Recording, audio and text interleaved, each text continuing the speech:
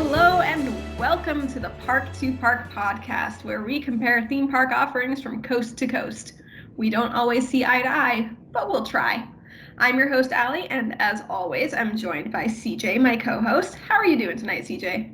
Hey, Alli, I'm doing well. How are you? Doing good. Had a nice dinner, had some carrots. It was great. Nice. We went to Hollywood Studios tonight for a couple hours and saw some of the holiday offerings and rode Slinky Dog Dash and had a good night. You having a good night is the perfect transition into what we're talking about today. So again, thank you all for joining us. Today, we're going to be talking about Disney's Hollywood Studios and Disney California Adventure theme parks. So these parks, they've got a little bit of overlap. They kind of have the same general theming and ideas in that they're both kind of like Hollywood and California themed. CJ, what are your favorite aspects of each park? So for California Adventure, I really like that it has a very casual, laid back kind of vibe. Disneyland is really like hustle and bustle, and then you walk across the Esplanade to California Adventure, and it's like wide open, spread out, and it was built in 2001. So by that point, the Walt Disney Company had learned like, hey, we gotta like make the walkways wider here than the park in 1955. Um, Right? I think that lends to the laid back vibe, and it's relaxing for me. And I also think it's really easy to find something to do if the lines are long because there's shows and entertainment and like good dining offerings. And I love World of Color. Like to me, no other Disney show comes close to World of Color. Yeah, that World of Color is a phenomenal nighttime show, and if you haven't seen it, boy, you are missing out. Yeah. Yeah, for me, for California Adventure, it's kind of all about the food. And yes, I worked on these notes before I had dinner. You can get Ghirardelli chocolate. Yes. The clam chowder in a bread bowl is to die for. The house biscuits at the Carthay Oh my restaurant. Oh my gosh. You just reminded me that those don't exist in Florida, and it makes me so sad. Like they're so good. literally salivating thinking of those. Yes. And then, California Adventure it does have like a little food and wine festival. Mhm. It's not to the scale that Epcot does, but it does have one. You can get drinks, you can get alcoholic drinks. There's just a wide variety of like food types. And as you mentioned, there's also it's a lot more open than Disneyland. It's a lot wider. There's more breathing room there. So that's pretty great. Yeah. Now let's talk about Hollywood Studios. What's your favorite part of Hollywood Studios? And you went recently, like a couple months ago. Yeah, I was there about 3 months ago. Mhm. And for me, what I really like is the details. So when you're walking through Toy Story Land and you look at the ground, and yeah, that footprint in the ground is a human footprint that's to scale with all the toys around you.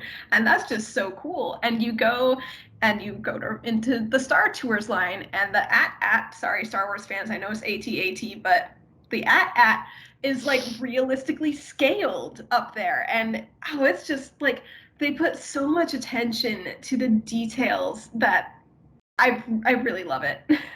It's funny to me that that's your favorite part of Hollywood Studios because I feel like when we talk about our favorite rides and stuff, like you're not so detail oriented, you're more about the big picture, like it's a fun attraction or something, whereas I'm Yeah. more like, ooh, the story. So it's funny that like the story stuff is your favorite part of this park. Yeah, it's very entertaining to look at for me. It's very visual, and I think that the theming stands out more to me in Hollywood Studios than it does in some of the other parks. Interesting. Well, my favorite part of Hollywood Studios is the fact that there's something for everybody to do. You've got some great thrill rides. You have Star Wars Galaxy's Edge, Toy Story Land. You've got the new Mickey and Minnie ride. Like there's a little bit of something for everybody. And the Indiana Jones show is one of my favorite things, and it's coming back next month, and I'm so excited. And then Rock and Roller Coaster is like hands down in my top three favorite rides at Walt Disney World. So there's just a lot of fun things to do. And Now, I just enjoy to that. clarify, we are recording this in November. So, what month is not Toy Story, the Indiana Jones show coming back? December, and I think it's like December 9th or 12th, 17th So, maybe.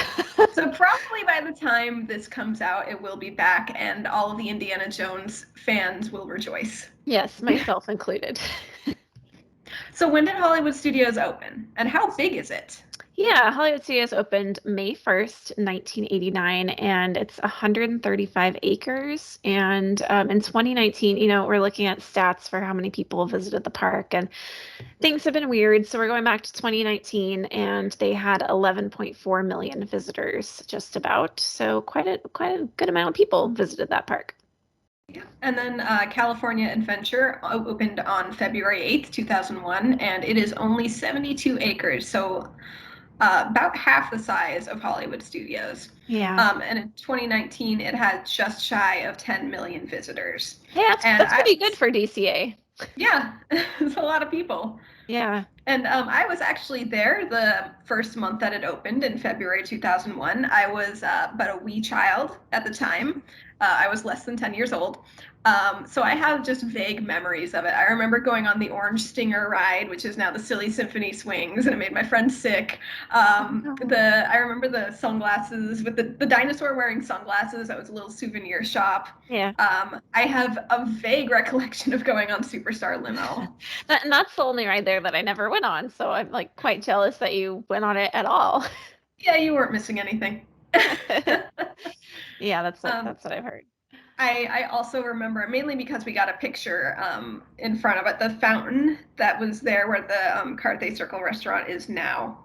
Yeah. And then, of course, the iconic California letters out in front of the park entrance. And every time I went, that trip and every subsequent trip as a teenager and into, well, probably not into my 20s because they would have been gone by then, I always had to take my picture in California's a-hole. That's pretty funny. So for our listeners who like didn't go to California Adventure during this time, there are these giant letters that just spelled out California in front of the park, and they were what, probably 15, 20 feet tall. They were huge, yeah. Yeah, they're huge, and you can really easily take your picture with them, and a lot of people did. So you got your Yeah, pictures in California's a-hole. especially if you're like me and your first initial is one of the letters that's in California. So, Well, see, you could spell your whole name because you could do A, two L's, and an I. And I came, so my real name is Caroline, and if there is an E, I could have done it, but there's no E in California. So I could have so been close. Carolyn or just C. So kind of sad for me, but that's okay. So speaking of the California letters and them not being there anymore, something these two parks have in common is that they've both gone through major transformations over their lifetime. So, Allie, what are some changes and additions and subtractions to California Adventure? Yeah, one of the first things that they did in 2002 was they added Flick's Fun Fair, which is also known as a Bugs Land. And if you've been there recently, you know that that also no longer exists. So Hmm. that's now the Adventures campus. Really the biggest overhaul for California Adventure was between 2007 and 2012, when they redid the entire park entrance to Buena Vista Street. They added the Little Mermaid ride. The Cars Land opened. World of Color started in around 2010, and it just completely changed the feel of the park. It really made it more cohesive, and the whole thing has like a Coney Island era feel to it now, Hmm. where last time it was I read that it was more of like a postcard of California feel, where now it's all cohesive. Yeah, and that postcard theme was that they were going for with those California letters. Like if you were looking at it from Disneyland, because okay, for our listeners who haven't been, Disneyland and California Adventure like look at each other across an esplanade. Like you can take 2 minutes and walk from one park to the Yeah. other. So if you're standing at Disneyland looking at California Adventure, you saw the California letters, and there were these mosaics on the side of like different scenes from California, and then the Golden Gate Bridge in the background. And it was supposed to look like a postcard, but it didn't really work out very well. I don't think. Like it was pretty, but I don't think postcard. I think, ooh, California letters. Yeah, and you saying all that and me putting the mental picture back together in my head, I'm like, oh yeah, that is totally a postcard, but I never got it at the Yeah. time. Yeah, and I think maybe if they tried a little harder, they probably could have pulled it off, but the way it was executed, it just didn't work. Yeah. Yeah, and then in the back, remember they had that sun fountain. Yeah, that's the fountain that I got my picture in front of way Yeah. back in February 2001. Yeah, so that's like the backdrop behind the Golden Gate Bridge and the postcard view they were going for. Yeah. But yeah, now it's like Hollywood when Waltz arrived. Yeah, very 1920s. it's a really, really cohesive feel, I think, throughout the entire park. Yeah. And Hollywood Studios, it's funny because DCA copied Hollywood Studios in a lot of ways. You look at like the entry gate, like the turnstiles, they look the same. It's that same like greenish color with like Hmm. the silver trim, right? The main street that you walk down looks a lot like Buena Vista Street. But yeah, they've added Sunset Boulevard, which added Tower of Terror. The backlot area and Streets of America are gone. Like there's maybe a very, very small section over by Muppets, but doesn't exist anymore.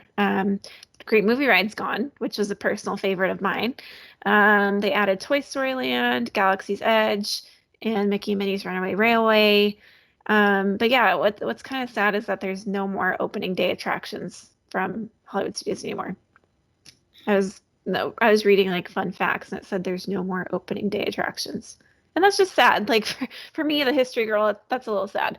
But the changes that have come have brought some of the greatest attractions to the park, Yeah. Looking at the immersion that Galaxy's Edge provides, like that's really cool, right? Mickey and Minnie's Runaway Railway is a really good family ride. Um, yeah, it's just gone through a lot of changes as well.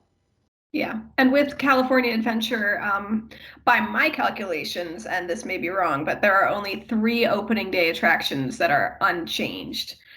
Grizzly River Run, the water ride, the Golden Zephyr, and Jumpin' Jellyfish, which I mean, only one of those is really kind of an e-ticket ride. The rest of them, Eh. they're good rides, don't get me wrong, but Grizzly is really the only e-ticket of those three. Right. Yeah, the other one that you could maybe add was Soarin', because sometimes they bring back Soarin' over California, but now it's Soarin' around the world, which I don't know. A lot of like Disneyland fans are like, why is it not Soarin' over California Yeah. permanently? It's the hot take. Soaring Over the World was definitely a downgrade.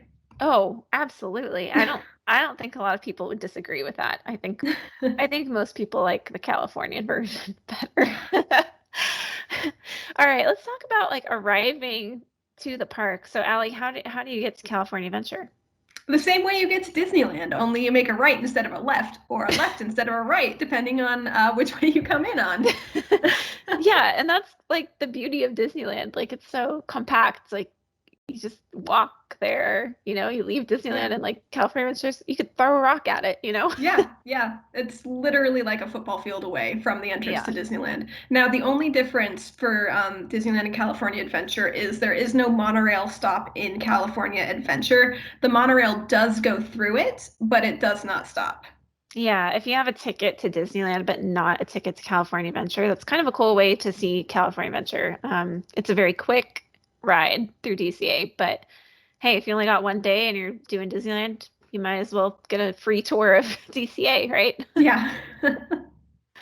So at Hollywood Studios, it's similar to some of the other parks. So you just park right in front of the park, which is so nice. Magic Kingdom doesn't have that. You got to take other transportation once you parked.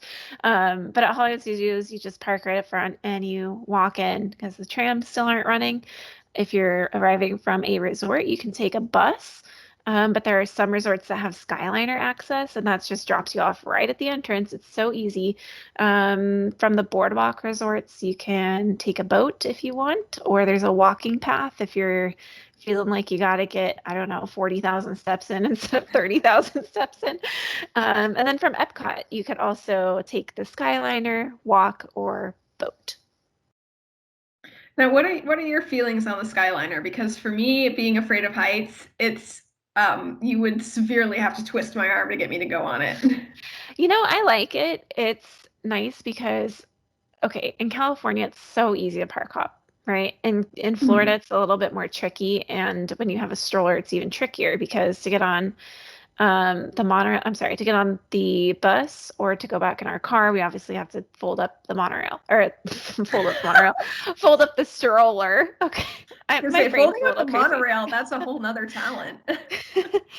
Yeah, so folding up the stroller to get on a bus or back in our car is just annoying, right? So from like an ease perspective, I really like the Skyliner. It makes park hop. There's days where we like go to Epcot and then we take the Skyliner over to Hollywood Studios, like do one or two rides and then go back to Epcot. However, I have heard there's been some times where there's been delays, multiple hour delays. And I think to myself, do I want to be stuck in the Skyliner with both of my children by myself? So if the weather is looking iffy or I get a bad feeling, I don't go on the Skyliner. It's like, for me, it's like a gamble, a calculated gamble. Yeah, trust your gut. But I do the same thing with the monorail because if there's lightning, the monorail can have some difficulties. So if it's looking like it's going to rain, I just don't even bother with the monorail because that's like worst case scenario for me. And a monorail with like no air conditioning and my children stuck in the stroller wearing masks, like it just does not sound fun. Yeah. Yeah. So let's talk about kind of how these parks are laid out. Now, for Disney California Adventure, you go through the turnstiles and you're on Buena Vista Street.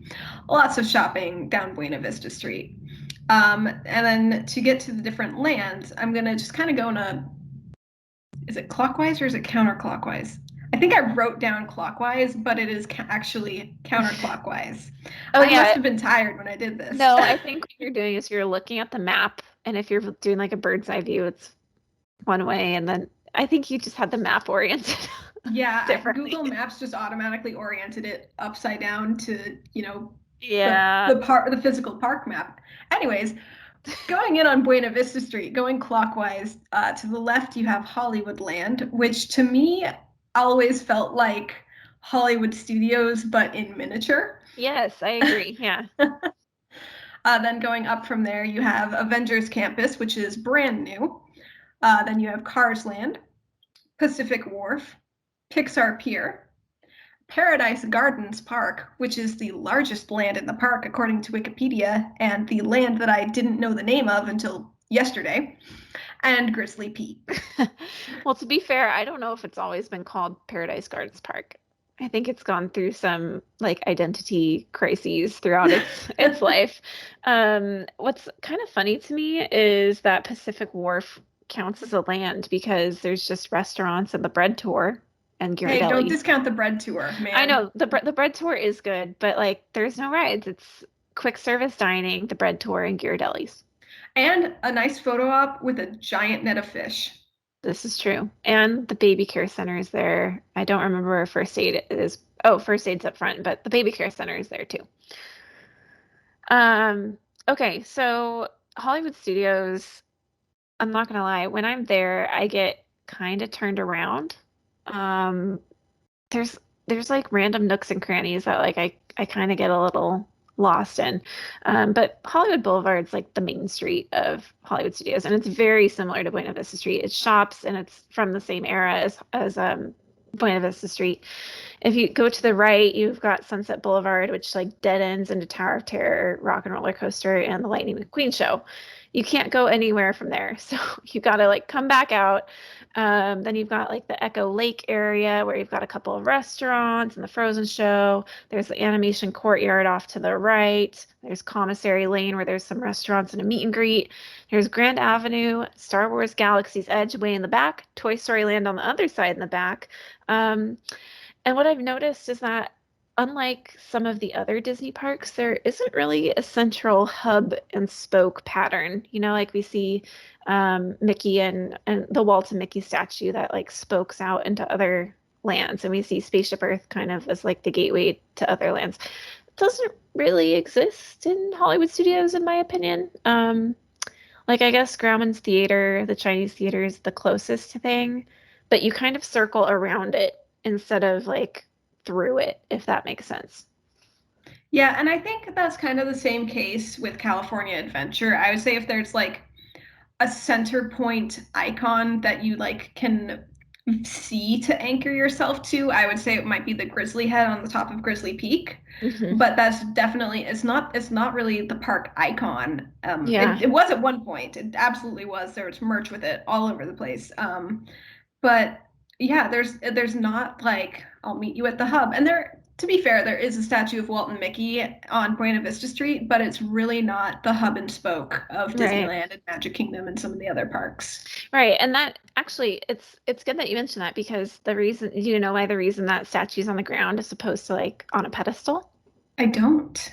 Oh, this is some good trivia. So at California Adventure, like Ali was saying, there's a statue of Walt and Mickey, and it's kind of off to the side, and they're on the ground. Like you can put your arm around Walt and take your, and it's totally fine. You can walk all the way around it, get up close, touch it, whatever. The reason why it's on the ground like that is because Walt started out just like a normal person, like you and me, right? Like he showed up with his suitcase to LA, and that's where his story began. And so it's trying to make the guest feel that as well. Like I'm just like, well, I can create all these crazy things, right? So I think that's kind of cool. A suitcase and a dream. Yes.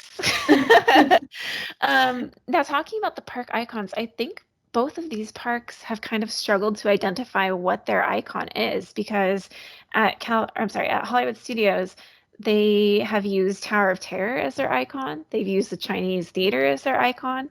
For a while, they had the giant sorcerer hat up front for like the year 2000 celebration, which also was used as its icon. And I think California Adventure's gone through a similar problem.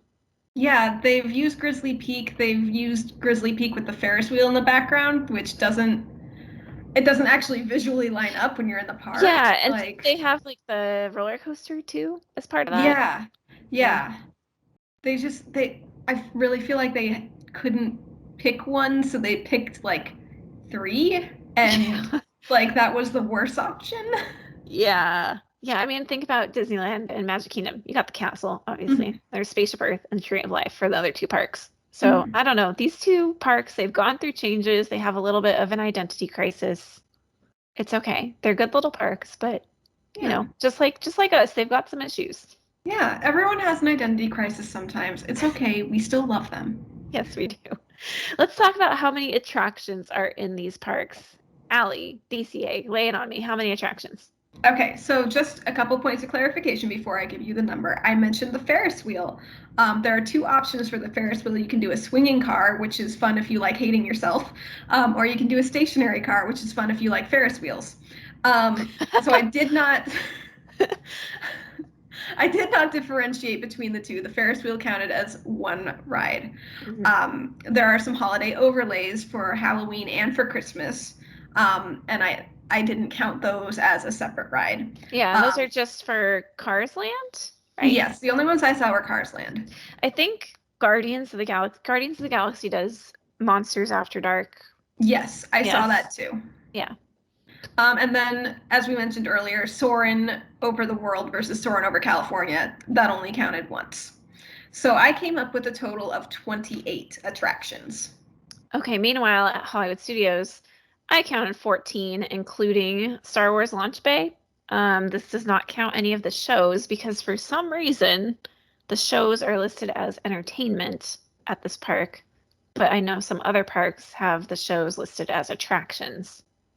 Yeah, so the numbers are kind of misleading. I didn't count, or did I count shows? I'm not sure if I counted shows or not. But in any case, these numbers are a little bit misleading because the shows at Hollywood Studios are definitely attractions. Yeah. When I was there in August and I was melting because it's August in Florida. Um, we went and saw the Frozen show, and that was a hoot and a half. I actually haven't seen that, so don't spoil it for me. Yeah, actually, this is a point that we wanted to talk about. We were using mostly the Disney website to look this up, and we noticed at Disneyland, shows are listed a lot as attractions, but that's not necessarily the case at Walt Disney World. And that is very weird, and I'm not sure why they would change that between coasts. I have no idea. Yep, it's a little weird. So let's talk about shows. So Hollywood Studios, I counted four shows that are not counted as attractions, like Beauty and the Beast, Frozen, Little Mermaid, and Indiana Jones. Little Mermaid is still not running. It's like dark, and they have not said anything about it coming back. Beauty and the Beast is back, Frozen is back, and Indiana Jones is coming very soon. And then there's attractions that are shows but are counted as attractions. Lightning McQueen's Racing Academy, Muppet Vision.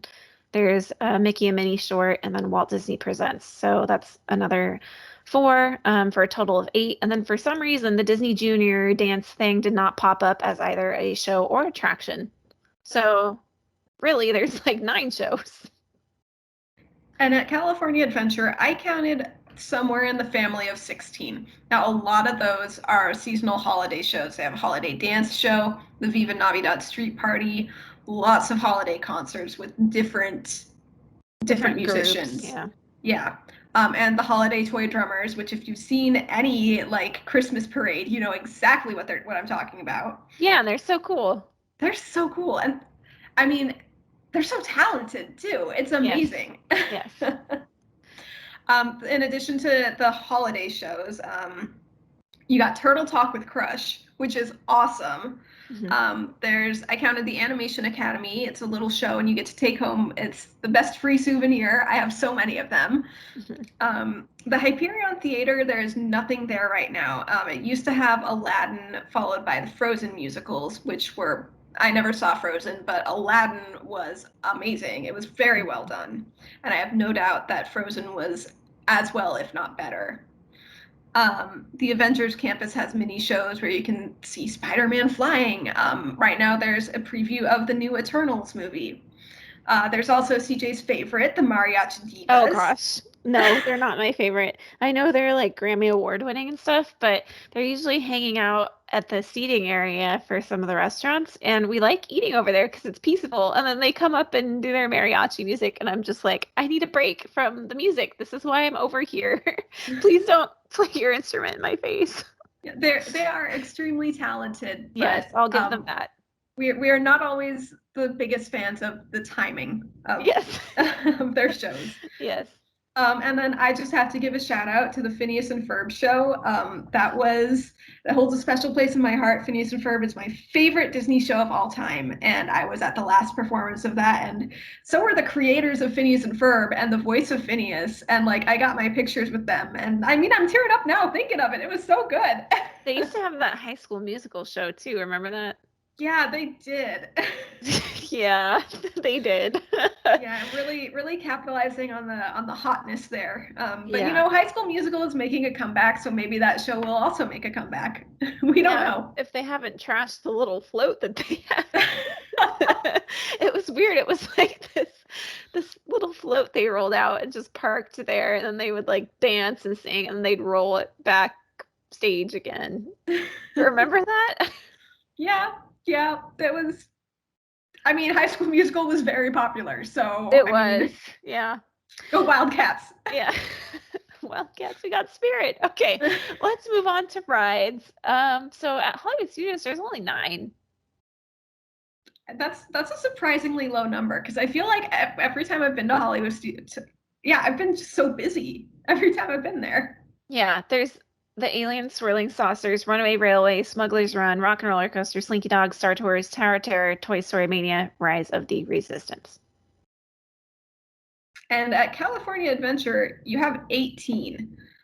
So I didn't list all of those, but I listed the ones that you can't get at any other U.S. Disney theme park, which is still 15 of those. Yeah. So you have the Golden Zephyr, Goofy's Sky School, which was formerly known as Mulholland Madness, Grizzly River Run, Guardians of the Galaxy Mission Breakout, which is very, very close to Tower of Terror. In fact, it used to be Tower of Terror, but they reskinned it. You have the Incredicoaster, which was formerly California Screamin', again, just a reskin. The Inside Out Emotional Whirlwind, Jesse's Critter Carousel, Jumpin' Jellyfish, Luigi's Rollicking Roadsters, which is currently Luigi's Joy to the Whirl. You have Mater's Junkyard Jamboree, which again is currently Mater's Jingle Jamboree. And that's essentially the same ride as Alien Swirling Saucers, just with a different skin on it. You have the Monsters Inc. ride. You have the Pixar Pal Around, which is the Ferris wheel. You have Radiator Springs Racers. You have the Silly Symphony Swings, which used to be the Orange Stinger. And you have Web Slingers, which is a new Spider-Man ride that I have never been on and did not know of its existence until yesterday. You didn't? Where have you been? I didn't. I've been in Texas. Okay. Neither of us have been on Web Slingers or to Avengers Campus, in case you couldn't tell. Yeah, a lot of these, like, some of them are very, very unique to California Adventure, like do not exist anywhere else. And some of them are so similar to other rides. Like Grizzly Yeah. River Run is close to Cali River Rapids in Animal Kingdom, but in my opinion, Grizzly River is better. There's more than one hill for starters. Like it's just a better ride. Um, yeah, I mean, DCA has a lot of rides. Yeah. Yeah, I'm noticing a theme emerging. I don't know about you, but like overall number of attractions was like roughly 14 in Hollywood Studios to 28 in DCA. Shows was about 8 in Hollywood Studios to like 16 in DCA. Rides is 9 to 18. It's like double the amount in Yeah. California Adventure. In half the space. Yeah, and that's like something that's true for both Disneyland and California Adventure, right? They have a Yeah. smaller space, but they make better use of the space that they do have. Yeah. I agree with that. So, restaurants, Hollywood Studios has about 27. That does not include like the carts. That includes counter service locations. So, like, you know, that dinosaur Gertie at Echo Lake. I can envision it, but I haven't actually Okay. been up to it. There's like a counter service thing there. So, like that counts. Quick service counts, obviously, and table service, of course. So, roughly 27. Um, They rack up a lot in Star Wars Galaxy's Edge because you got the milk stand and there's like the kettle corn place and Ronto Roasters. Plus, they've got a Phantasmic dessert package as well as a dining package, neither of which are offered right now because, you know, COVID. Then there's the Jingle Bell Jingle Bam holiday dessert party, which also is not currently offered because they're not doing the Jingle Bell Jingle Bam show right now. Don't know if it's coming back, status unknown. And then they have a dessert party for the Star Wars fireworks show, which also is not going on right now. I don't know if they're bringing it back. So yeah, four specialty packages plus 27 restaurants. So at California Adventure, I counted somewhere in the family of 37 restaurants. I may have accidentally counted something with wheels, but I tried not to. Yeah. Um, Yeah, I there's a noticed. lot. I know when you were like reading through the list and you were saying, "Oh, Senor Buzz's Churros," like the some of the churro carts have names like that. And Yeah. I don't notice that so much at Walt Disney World. And, to be fair, I think it was just that one, just because, when Buzz Lightyear goes into Spanish mode, it's, a really great comic relief for those movies. So to have Senor Buzz have a churro cart, Hmm. like, it makes sense at Pixar Pier to have Yeah, that. yeah, it does. Yeah. And then sometimes they do, as far as like packages and stuff, they've done a World of Color dessert party before, and they've done dining packages at Carthay Circle, for that show as well as Frozen. And I feel like the Italian restaurant, they've offered dining packages in the past, but things are weird now with COVID. So Everything is weird. yeah, yeah. So let's move on to meet and greets. You can meet, we're assuming normal times here. You can meet a lot of characters at Hollywood Studios. You can meet like BB-8s hanging around in Star Wars Launch Bay, and then you can see the characters walking around Galaxy's Edge. You can meet like Toy Story friends over in Toy Story Land. If you're into cars, make sure you go do Lightning McQueen's Racing Academy because you can see Cruz Ramirez and DJ right outside the Cars show.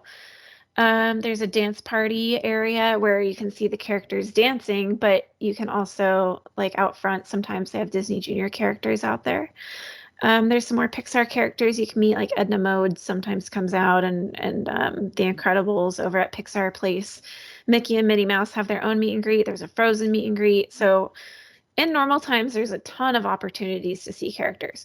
Nowadays, there's character dining at Hollywood and Dine, sorry. There's cavalcades, which all the other parks have as well.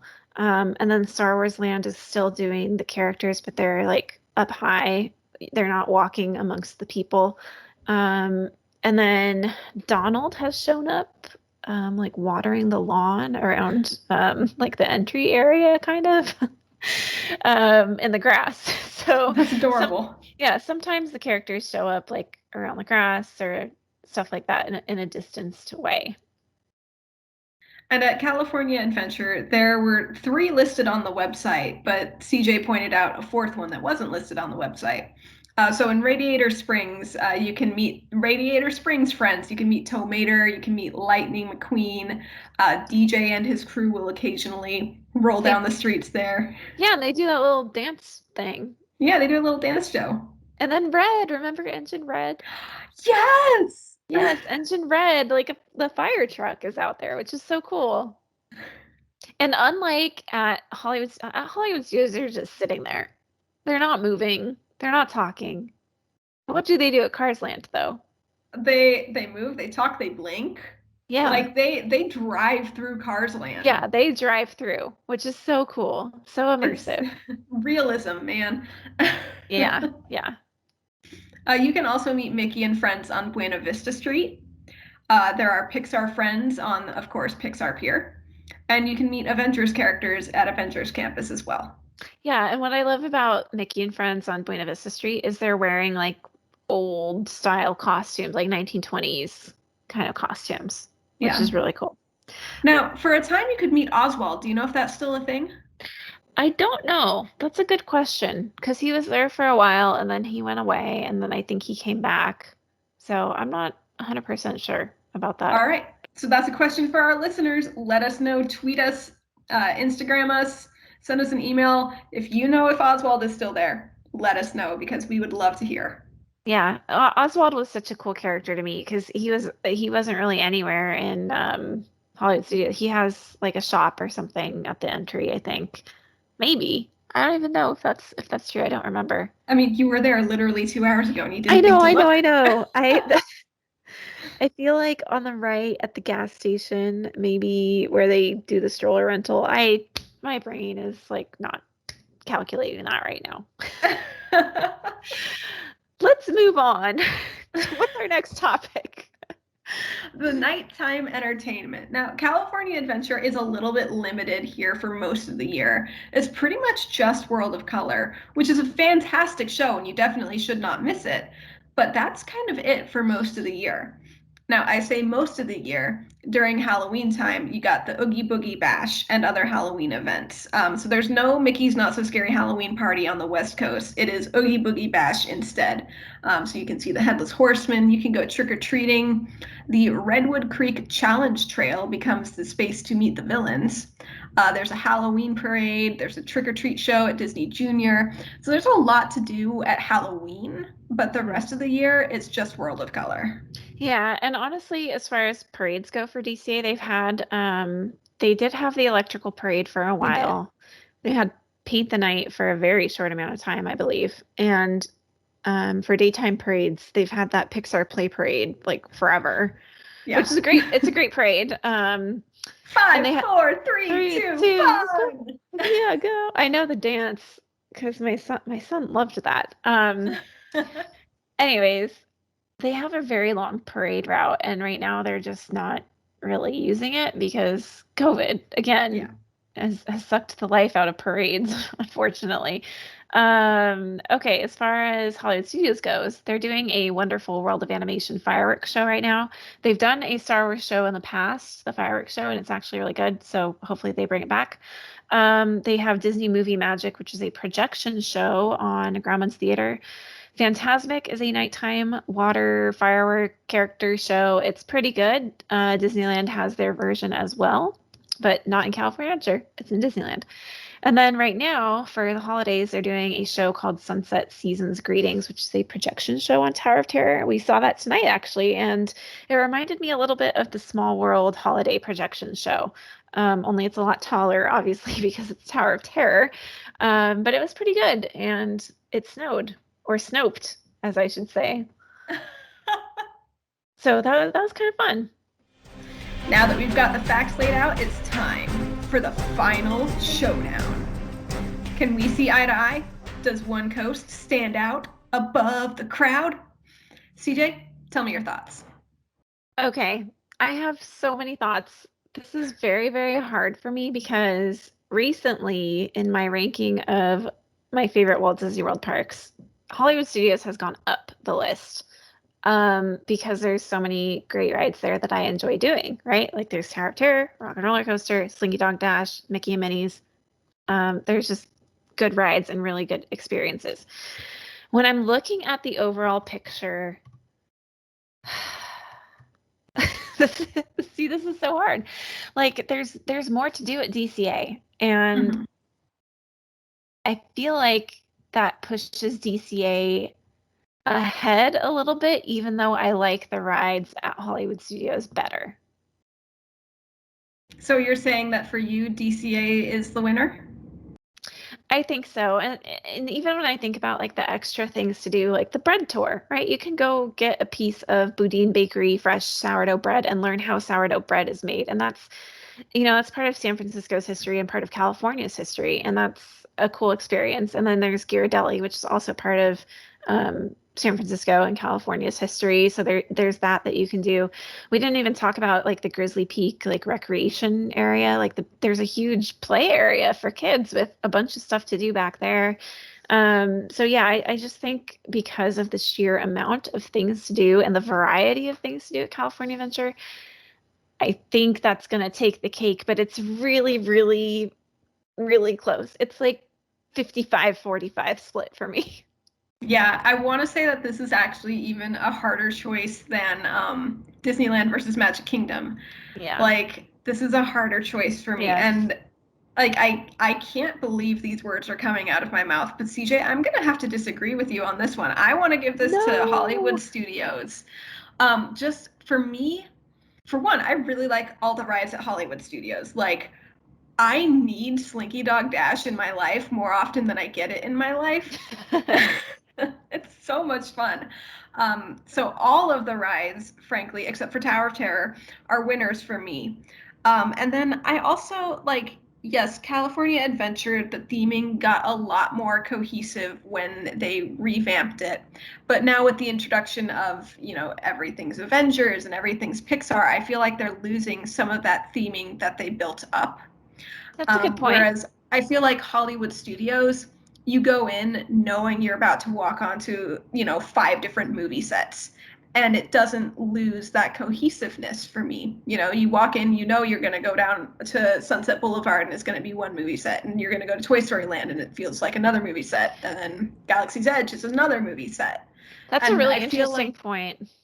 it Um, really is more cohesive in that way for me. that's a really interesting point about thinking of the lands as movie sets because people have said Hollywood Studios has lost some of the Hollywood in favor of going after IPs, intellectual properties. But thinking of each of those areas as an individual movie set, that's a good way of tying back the Hollywood theme in. And I hadn't picked up on that, but maybe that's what they're going for. I hope it's what they're going for. It's what I get from it. And thinking about like the way that the Star Tours queue is at Hollywood Studios versus at Disneyland. Like at Disneyland, there's no theming to the queue, Yeah. really, right? Like it's just the outside of a building, and you walk in, and like there's the Star Speeder and like C-3PO Yeah. or whatever, right? I Um, mean, half of the theming is find the next spot of shade. right? Yeah. And at Hollywood Studios, you're like walking through the forest with the AT-ATs. I don't really know Star Wars very well. But I yeah, believe it it's feels I like believe you're it's the there. forests of Kashyyyk, the Wookiee planet, when you can see the at walkers or the AT-AT walkers if you're hardcore, or a real Star Wars fan. I am a big Star Wars fan. Like, I know it doesn't seem like it, but I am a big Star Wars fan, and I think part of the draw for me for Hollywood Studios that edged it out above California Adventure is all the Star Wars stuff. Because oh my Mhm. gosh, it's so cool! It is so cool, y'all. It's so cool. It is very cool. Um, but yeah, like it does feel like you're walking onto the set there. They did a good job with the queue, even though the interior of the queue is the same. The exterior of the Star Tours queue makes a difference in Yeah, that park for sure. yeah. There's a lot more shade too. Yes, yes, Disneyland is kind of lacking in shade in many ways. Oh, you know Um, what? I think it's actually Endor. Because you think know, about the original Star Tours. I was actually going to say you walk through the forest of Endor, and then I don't want to sound like a fool, but now who's the fool? Me. I got cocky. I got cocky and I thought, oh, it's the Wookiee planet. No, I was completely wrong. It's the forest moon of Endor. With apologies to everybody who knows Star Wars better than I do, which is probably most Star Wars fans. So I think this is the first time where we have not seen eye to eye. Yeah, this is our first disagreement, but it was a really tough choice for both of us, I think. Yeah. Yeah, and I agree with you that it's harder than Disneyland versus Magic Kingdom. Yeah. Yep. So thank you all for joining us as we discussed our thoughts on California Adventure versus Hollywood Studios. And we want to know what you think. What's your opinion? Do you think one is better than the other? Is Oswald available on Buena Vista Street still? Is it Endor or is it the Wookiee planet? I mean, let us know. You can tweet us. You can find us on Instagram. Our handle on both of those is Park2Park Pod with the number 2 in it. So Park, the number 2, Park Pod. You can email us. You can email us with questions, feedback, future episode ideas, answers to our silly questions, and more at park2parkpod@gmail.com. And if you send us an email, who knows? We might read it during our little outro segment one of these episodes. Don't forget to subscribe, leave us a review. We like stars. The more stars you can give us, the better. Wherever you listen to podcasts, if you're on YouTube, give us a like, give us a subscribe. You can I guess get notifications. I think that's a thing on YouTube now. I've never had a YouTube channel before, but we are also on YouTube. Yeah, like if you'd our faces. if you'd rather see our faces, you can watch us on YouTube with our ridiculous headphones.